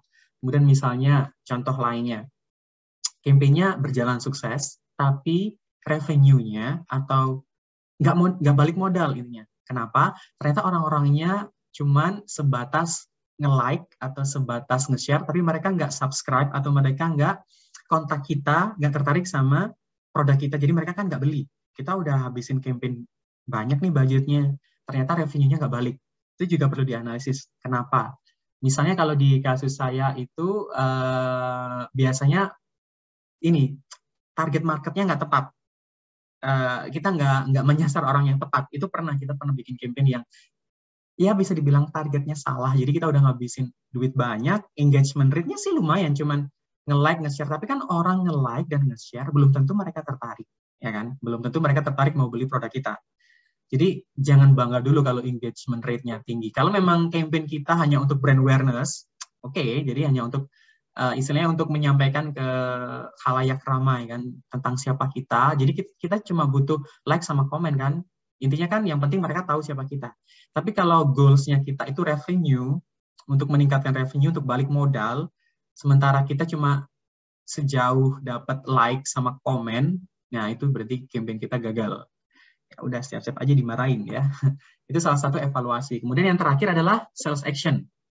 Ini tergantung campaign juga. Kalau goals-nya emang jualan, ya setelah itu kita kasih informasi hasil campaign-nya ke orang sales, kita kasih kontaknya, ini orang-orang yang sign up, orang-orang yang tertarik. Nah, silakan sekarang kalian hubungi, kalian telepon, kalian tawarin nih produk kita, gitu. Kalau sales action ya, kalau misalnya campaign goals-nya cuma sejauh brand awareness, ya kita nggak butuh sales action. KPI kita ya selagi kita dapat banyak like, dapat banyak komen, ya udah. Itu sih yang paling sebenarnya setelah campaign banyak ya aktivitasnya. Cuman menurut saya yang paling penting itu adalah menganalisis hasilnya seperti apa, reportnya seperti apa. Kemudian kita ambil hikmahnya, learning outcome-nya seperti apa. Setelah itu kita mulailah jualan. Kalau memang goals-nya jualan, ya kita kasih ke orang sales karena itu bukan tugas kita kan. Dan kita sebagai orang pemasaran cuman mempromosikan saja. Kalau action selanjutnya itu kan orang sales yang jualan. Ada pertanyaan sejauh ini sebelum slide-slide terakhir? Mungkin ada yang mau ditanyakan? Silakan aja atau di chat tadi ya, seperti yang siapa tadi namanya lupa, jadi langsung di-mention aja. Ini ada beberapa online course yang free ya. Oh, ada pertanyaan. Silakan, siapa? Bunga? Ica, langsung nanya gitu Ica. Ya. Silakan Ica. Iya, panggilan saya Ica, bisa dipanggil Ica aja. Terima kasih kesempatannya. Sebenarnya saya mau tanya sebenarnya yang di awal-awal sih, yang cukup menarik buat saya itu yang local language itu sama tadi di-mention. Itu tadi kan dibilang kalau menyesuaikan local language itu bisa jadi akan lebih diperhatikan gitu oleh masyarakat yang ada di sana karena bisa lebih relate sama mereka. Tapi terus saya melihat fenomena di sekitar saya, justru di Indonesia ini banyak yang marketingnya menggunakan bahasa Inggris gitu. Misalnya kayak menu-menu di kafe, kemudian nama-nama kafenya, kayak istilahnya banyak orang yang menggunakan bahasa Inggris supaya lebih laris gitu. Padahal kalau menurut apa yang dipaparkan tadi kan local language justru bisa lebih menarik buat masyarakat gitu. Nah, kalau ini bagaimana ya kasusnya? Ya, terima kasih Ica. Benar sekali. Kalau di Indonesia itu semua yang berbau bahasa Inggris itu kan kayak wah gitu, kayak menarik perhatian. Sebenarnya local language ini penting, tapi juga perlu diperhatikan budaya masyarakat tertentu. Ya, ini menurut pengalaman saya. Ya, saya orang Indonesia ya, asli Indonesia, lahir besar di Indonesia. Emang kita kan yang berbau-bau bahasa Inggris itu biasanya lebih laku karena lebih menjual dan ada nilai gengsinya gitu ya. Ada nilai gengsinya tersendiri kalau kita beli produk yang berbahasa Inggris atau produk luar. Ini culture kita. Nah, pengalaman saya di Eropa, kalau mungkin teman-teman yang punya pikiran atau dulu saya sebelum ke Eropa, bahkan pertama kali ke Eropa tuh punya pikiran, wah pasti orang-orangnya bisa bahasa Inggris nih. Orang-orangnya mau nih ngomong bahasa Inggris. Enggak, ternyata enggak kayak gitu. Saya beberapa kali pindah di beberapa negara misalnya nih. Kayak saya tinggal di Poland nih misalnya. sekarang, bukan misalnya ya, saya sekarang tinggal di Poland, orang-orang Polandia itu yang bisa bahasa Inggris, itu mayoritas orang-orang yang tinggal di di kota besar. Dan mereka itu bangga sama bahasa lokalnya. Jadi kasusnya kalau di Polandia, kalau misalnya kita beriklan dalam bahasa Inggris, itu malah lebih kurang ngena gitu. Selain Polandia, Jerman. Orang Jerman itu bukan anti ya, mereka enggan ngomong bahasa Inggris karena mereka juga proud to be German, bangga sama bahasa mereka. Bukannya mereka nggak bisa bahasa Inggris, mereka bisa, tapi nggak mau kalau misalnya mereka masih bisa berbicara bahasa Jerman sama orang asing, sama foreigners, mereka akan bahasa Jerman. Sama dengan Prancis atau Spanyol, orang Prancis malah kagak mau bicara bahasa Inggris ya. Kalau ke Paris gitu misalnya, jarang mereka bisa, tapi kan bukan menurut saya, sepengetahuan saya dan berdasarkan cerita teman-teman yang dari Prancis, ini berhubungan sama histori ya, waktu masih perang dulu antara Inggris sama Prancis. Beda lagi kasusnya sama Belanda dan juga Nordics atau Skandinavia. Mungkin Mbak Dina bisa confirm ya kalau Belanda. Mereka itu bahasa Inggrisnya, menurut saya di Eropa yang bahasa Inggrisnya itu mendekati natif dan wah, fluent banget itu selain UK ya, UK udah pasti. Belanda sama Nordik. Menurut pengalaman saya, beriklan di negara tersebut pakai bahasa Inggris totally fine. Tapi kalau di negara-negara Eropa lainnya kayak Polandia, Ceko, Jerman, bisa sih, tapi itu kurang efektif. Itu budaya mereka ya, budaya mereka. Mereka tuh selalu bangga, proud to be their own identity. Berbeda dengan kita. Kalau kita kan, kita merasa wah dan kita merasa bagus, merasa oke atau wow, kalau kita bisa bahasa Inggris. Makanya seperti yang Ica bilang tadi, di Indonesia itu beriklan dengan bahasa Inggris akan lebih menarik perhatian. Itu benar sekali Ica, benar sekali, dan saya setuju.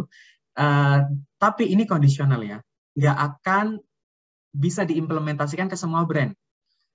Katakanlah mungkin karena teman-teman ini ya anak kuliahan, anak tinggal di kota, udah otomatis apapun yang teman-teman konsumsi atau teman-teman dapatkan itu berbeda dengan orang-orang yang tinggal di desa atau orang-orang yang tinggal di pulau terpencil. Misalnya kita mau promosiin rokok surya atau gudang garam gitu misalnya. Segmentasinya bapak-bapak yang tinggal di suburban gitu. Kan nggak mungkin juga kita pakai bahasa Inggris ya. Ya mungkin, tapi tidak akan mengena pesannya. Jadi intinya dari pertanyaan Ica, inti jawaban yang saya sebutkan adalah kondisional ya, local language itu berpengaruh tapi kondisional, dan lagi-lagi kita harus mengetahui local custom sama customer behavior-nya masyarakat seperti apa. Masyarakat Indonesia yang tinggal di perkotaan akan merasa wow jika berhubungan dengan bahasa Inggris ya. Kalau memang teman-teman beriklan dan menyasar kalangan-kalangan tersebut ya silakan menggunakan bahasa Inggris. Tapi kalau yang disasar bapak-bapak atau ibu-ibu yang tinggal di pedesaan, yang kerjaannya nonton sinetron, nonton gosip, yang mereka nggak bisa bahasa Inggris, ya kalau teman-teman mau menyasar mereka, ya silakan menggunakan bahasa lokal. Semoga menjawab. Ica gimana? Atau masih ada yang mau dipertanyakan lagi? Ya, sudah cukup, Mas. Terima kasih banyak. Terima kasih, sama-sama. Ya, aku mau nambahin. Iya betul tadi apa yang Arif sampaikan, dan thank you Ica udah mempertanyakan hal itu. Ica mungkin kayak terusik ya, karena kalau di Indonesia kok kayaknya if we can speak English tuh look sound so cool gitu. There were time actually di mana semua iklan itu atau semua signage di Indonesia itu diminta untuk di bahasa Indonesia kan. Saya lupa tahun berapa sampai tahun berapa. Ica mungkin waktu masih kecil. Tapi sekarang saya lihat gerakan itu tidak ada lagi sih memang. Jadi beberapa hal tuh masih tetap dalam bahasa Inggris. Yang tadi Mas Arif coba sampaikan itu, lokalisasi itu penting, tidak hanya dalam hal language ya, tapi bagaimana kita dump it down ke dalam selera pasar market dan disesuaikan dengan kondisi pangsa pasar yang ada. Tadi Mas Arif ngasih contoh negara-negara di Eropa. Jadi memang betul. Kalau kita bilang Belanda, mungkin karena Western Europe ya, mereka masih mau memang berbahasa Inggris. Namun jika kalian ke Paris atau ke Italia, turun dikit aja, itu mereka bahkan nggak mau. Jerman, kecintaan mereka terhadap bahasa mereka itu sangat kuat, sehingga Jerman contohnya tidak mau bicara dalam bahasa Inggris, most people di sana itu yang membuat kemudian menguasai local language itu juga termasuk penting. Dan saya juga pengen tahu sih si Arif ini, kamu bisa bahasa Polandia itu pakai bahasa apa sih? Aku nggak tahu. Polis Mbak, itu susah sekali. Susah kan? Susah. So, kamu baik-baik aja tapi ya di sana ya? Baik, Mbak. Survive kok, pakai bahasa Inggris di Warsaw, survive. Iya itu. Ayo, silakan Arif dilanjutin. Ya, silakan teman-teman yang lain yang ada pertanyaan. Pertanyaannya misalnya nih nggak harus soal pemasaran. Kalau misalnya tertarik mengetahui gimana kuliah di luar negeri atau apapun itu, silakan. Silakan langsung tanya atau langsung pakai apa tadi, raise hand ya. Oh ya, ada lagi. Silakan Anissa Wira. Oke, terima kasih Mas buat kesempatannya. Sebelumnya perkenalkan, nama saya Anissa Wira. Makasih juga, ini materinya menurut saya cukup mudah dipahami dan emang enak banget sama apa yang pengen dipelajari.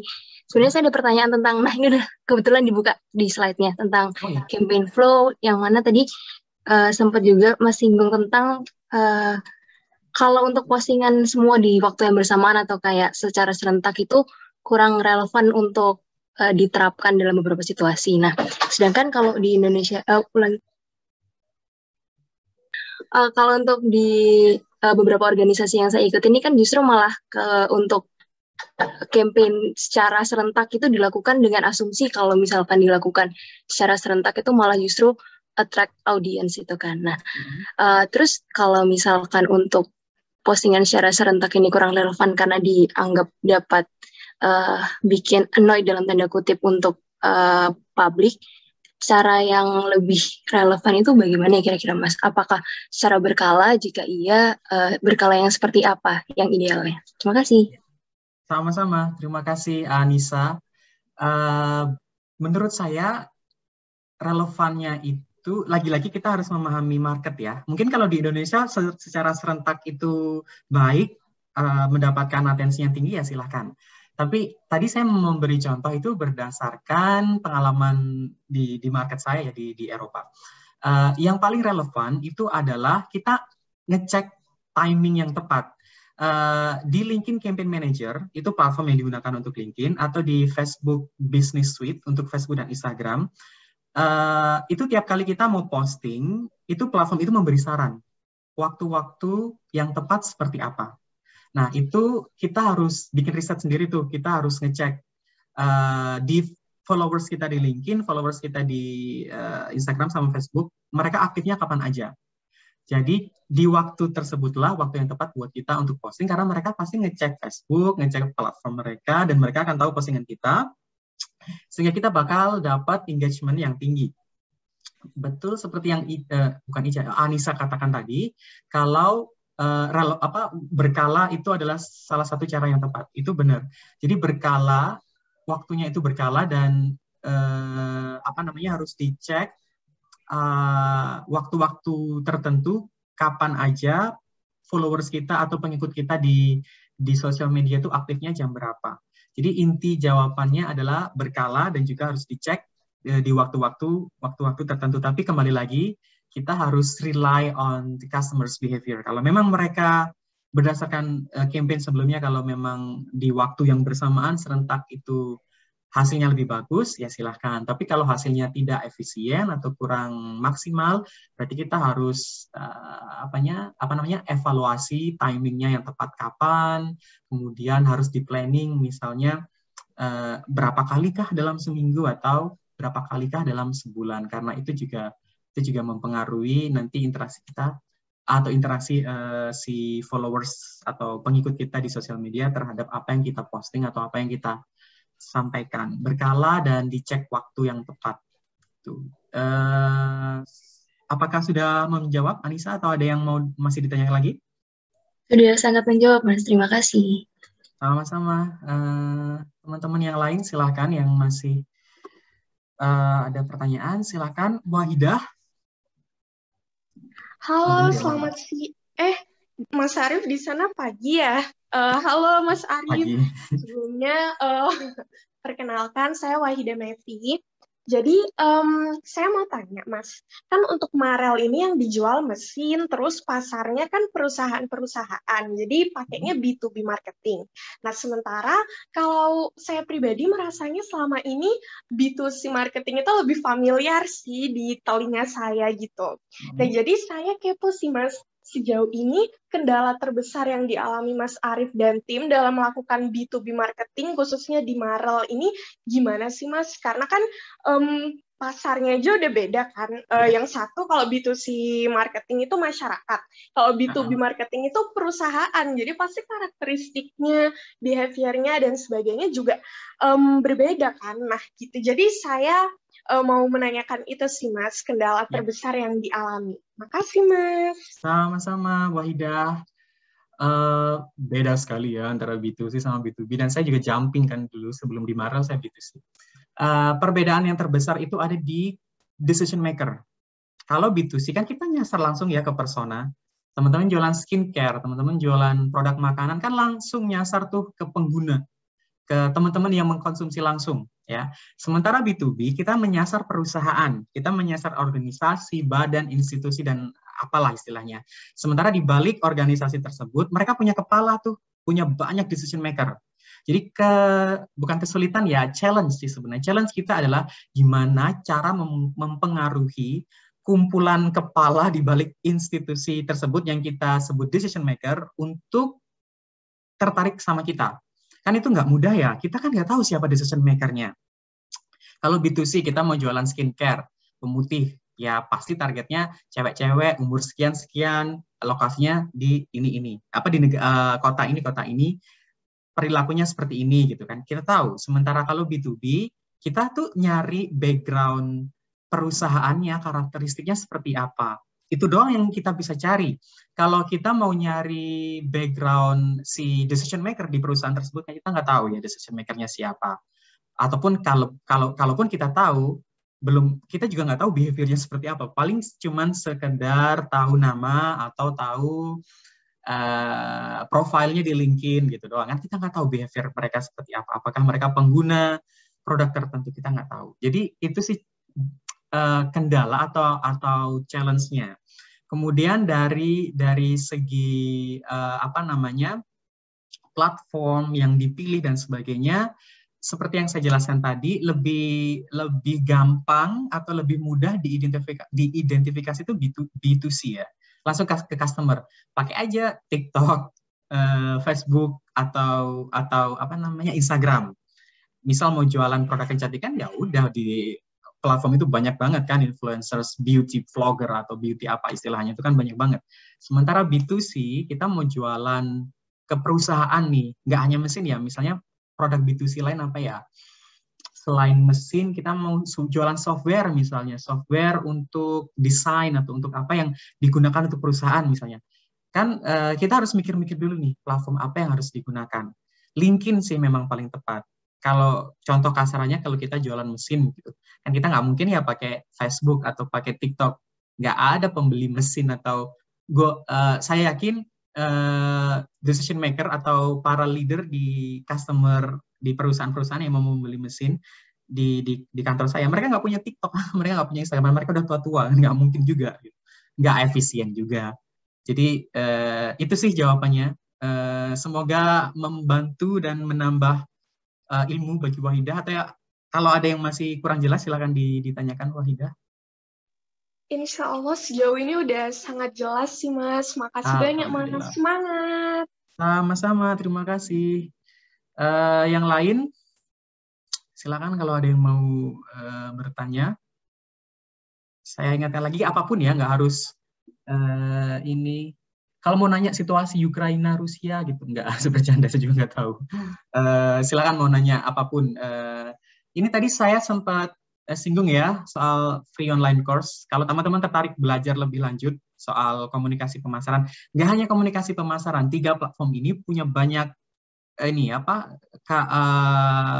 subjek. Jadi misalnya teman-teman tertarik di SEO, tertarik di desain atau apapun, bisa coba cek ini. Silakan Felicia, pertanyaannya. Oke, baik. Terima kasih atas kesempatannya, Mas Arif. Saya Felicia, NIM 004, izin bertanya. Tapi ini di luar materi ya, Mas ya? Iya, silakan. Iya. Apa-apa. Tapi kan gini, Mas Arif kan orang Indonesia yang bekerja di Polandia. Yang saya tanyakan adalah Gimana sih strateginya Mas Arif untuk beradaptasi selama di sana, dan gimana caranya Mas Arif itu kayak menghadapi culture shock yang ada di sana, gitu sih. Terima kasih sebelumnya, Mas. Sama-sama. Beradaptasi sama culture shock ya pokoknya. Gimana cara beradaptasi? Gimana ya? Kalau saya pribadi, masing-masing orang punya punya caranya sendiri ya. Kalau saya pribadi, menurut saya yang paling penting itu kita harus get into the local culture. Jadi kita harus blend ya sama orang lokal. Kalau kita mau bertahan di sini, salah satu cara beradaptasinya. Kemudian selain itu susah sih memang adaptasinya sangat susah awal-awal, apalagi ya kita kan orang tropis ya, kita nggak pernah lihat salju. Mungkin kalau teman-teman bayangin, wah salju itu indah ya di foto, di gambar, percaya itu cuma indah di foto saja. Kalau saljunya benar-benar turun itu dingin, becek, nggak indah, jadi mending di dalam aja. Ini sih pertama ngeblend sama budaya lokal. Mau nggak mau kita memang harus mau berinteraksi sama mereka, karena kita tinggal di rumah mereka lah. Intinya kan kita tamu ya, kita tinggal di rumah mereka, jadi kita mau nggak mau ya harus beradaptasi sama mereka, ngeblend sama orang lokal. Kalau memang teman-teman atau nanti suatu saat ada kesempatan tinggal di luar negeri, cocok sama budayanya, silahkan. Kalau misalnya memang nggak cocok, pasti ada alternatif lain. Misalnya nih ada teman saya, teman Indonesia juga yang memang kurang cocok sama budaya sini, alternatifnya dia adalah dia punya komunitas sendiri. Misalnya komunitas misalnya sesama Muslim misalnya di sini, jadi mereka suka bikin aktivitas sendiri. Itu salah satu cara untuk bisa tetap survive di sini, bisa tetap bahagia lah, intinya bisa tetap ada kegiatan, ada temen, ada koneksi, karena dia nggak cocok sama budaya lokal. Kemudian cara beradaptasi, saya awal-awal culture shock banget, Saya ingat saya datang ke Polandia itu untuk kuliah akhir September Oktober lah ya 2016. 6 sampai Desember itu saya masih honeymoon tuh, saya masih seneng saya jalan-jalan ke kota ini, ke negara ini itu sampai Desember. Bahkan kayak semester pertama itu nilai kuliah saya ya nggak bagus-bagus banget, tapi oke lah, karena saya sering jalan tuh, sering main.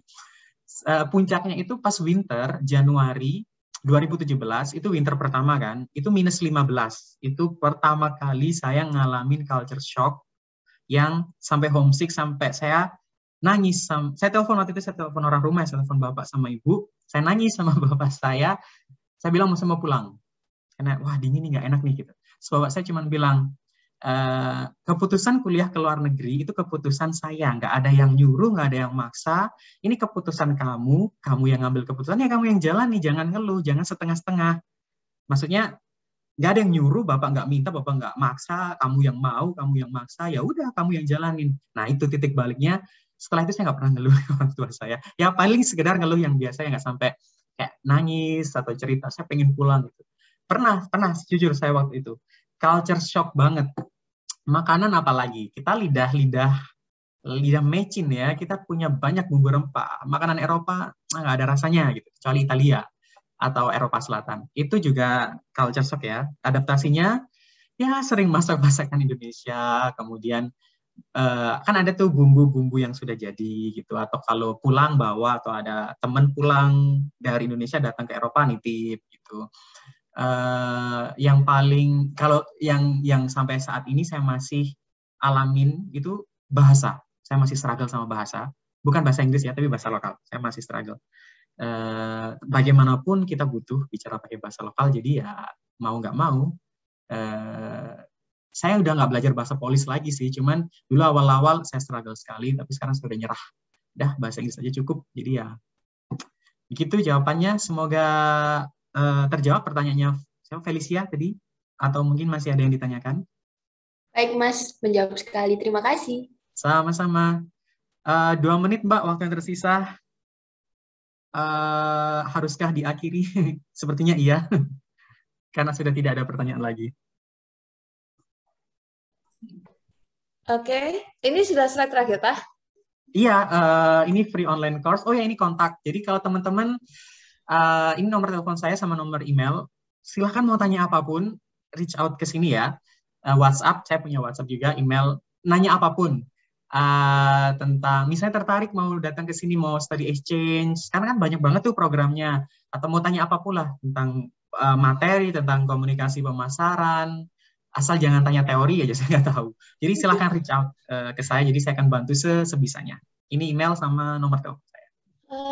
Thank you Arif sharingnya. Saya Sama-sama, Mbak. totally enjoy dan saya merasa teman-teman mahasiswa juga enjoy sharingnya Mas Arif ya, enlightening, motivating, karena memang ada hal-hal yang saya tuh dari dulu juga gemes gitu loh. Ayo dong mikir apa ya, coba gitu kemungkinan-kemungkinan yang mungkin out of the box. Dan Arif sebenarnya salah satu alumni yang memang melakukan hal-hal sedikit agak out of the box lah. Itu so thank you untuk waktumu, Rif. Tadi teman-teman juga udah nanya. Ini ya, kamu pengalaman kerja di sana, terus kamu merasa, kamu tadi sebenarnya mention selalu, jangan tanya saya teori ya, jangan saya. Teori itu apa sih, Rif? Kalau di Komsar mah gak ada teorinya. Ya, takutnya kan teman-teman, wah Mas ini kuliah S2, pinter teori, jangan salah. Ya, malah lupa. Kalau di luar negeri, muatan perkuliahannya nggak sebanyak di sini. Iya, bener. Kan praktek, gitu. Iya, banyaknya praktek.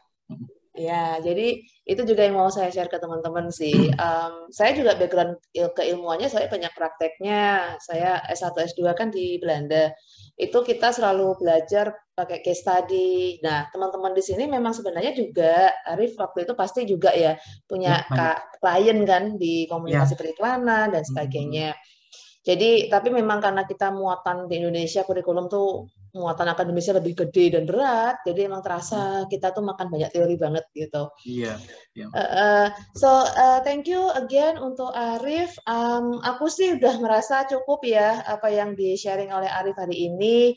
Teman-teman yang lain juga udah tadi udah tanya ya. Ayo, ada pertanyaan lagi nggak ini sebelum aku tutup? Ini aku minta tolong Mevi sama Anissa Mira untuk dokumentasi. Mungkin kita bisa stop screen share. Aku pengen teman-teman nyalain kamera ya.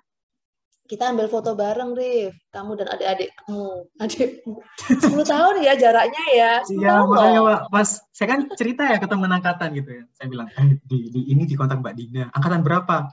Nggak tahu, 2019, 2010. Ya ampun, kita udah tua ya. 10 tahun yang lalu. 10 tahun loh selisihnya. Makanya 10 tahun selisihnya. Oke, kita bisa stop screen share, Arif. Terus teman-teman yang lain, Mbak. Teman-teman nyalain kamera. Nah, muncullah muka-mukanya. Tuh, nggak jauh beda sama mukamu, Rif. Waduh, jauh lah, Mbak. Jauh. Yang cepet tua siapa, yang awet muda siapa ini? Yes. Oke, ya, Mevi, nggak apa-apa. Saya minta tolong siapa ya? Anissa Mira ya? Minta difotoin, Anissa. Boleh, Bu, sebentar. Ya. Ini teman-teman yang belum on-cam, boleh on-cam ya. Ada 5 screen. Jadi Anissa Mira sama Mbak Hidah Mevi ini ketua kelas, Arif. Makanya saya bolak-balik minta mereka ini itu. Nggak satu ya, Mbak? Kalau dulu kan komting cuma satu ya di angkatan. Ini ketua kelas, bukan komting. Ketua kelas karena paralel. Mata kuliah wajib. Oh, yang gede. Oh ya, dulu kan kelasnya gede. Siap. Udah? Anissa Mira silakan dikomandoi loh. Oke, ini udah ya teman-teman yang belum on-cam, mungkin nanti kalau mau on-cam boleh. Ini kita mulai dari slide pertama dulu ya, teman-teman. Ini selesai bahas. Oke, 1, 2, 3, say cheese. Ini lagi sebentar ya. Nanti share di grup ya, Anissa Mira. Nanti aku kirim ke Mas Arif. Ada lagi, teman-teman. Oke, sebentar ya. 1, 2, 3. Oke, slide kedua ya. 1, 2, 3. Oke, ini ada 5 slide. Slide ketiga. 1, 2, 3. Ini kayaknya 2 slide terakhir pada off-cam ya. Jadi mungkin kalau mau emoji-emoji boleh. 1, 2, 3. Travel itu mesti kok. Thank you ya, Arif. Aku harap aku bisa ketemu kamu jika ada kesempatan itu. Ya Mbak, kabar-kabar ya nanti. We'll let you know. Kita... Thank you sekali lagi Arif untuk penyampaian materinya, dan saya harap teman-teman adik-adik bisa belajar banyak dari Arif. Nanti kita lanjutkan di sesi selanjutnya aja, Arif, di perkuliahan yang lain. Alright semuanya. Terima thank kasih you semuanya. Selamat puasa. Dadah. Iya, kamu juga. Bye semua. Saya end meetingnya ya. Bye.